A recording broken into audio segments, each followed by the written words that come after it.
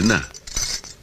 ஒண்ணு இல்லைங்க, நமக்கு ஆம்பளை புள்ள பிறந்துச்சுன்னா நம்ம பரம்பரையிலேயே வைக்காத பேரா ஒண்ணு வைக்கணும்னு சொல்லி அவங்க கிட்ட கேட்டுட்டு இருந்தேன். அதான். பொம்பளை குழந்தை பிறந்தா அவ பேரு வைத்தீஸ்வரி. இந்த வானவராய வாழ்நாள் பூரா வைத்தீஸ்வரிங்கிற பேரை தவிர வேற எந்த பேரையும் உச்சரிக்க மாட்டா.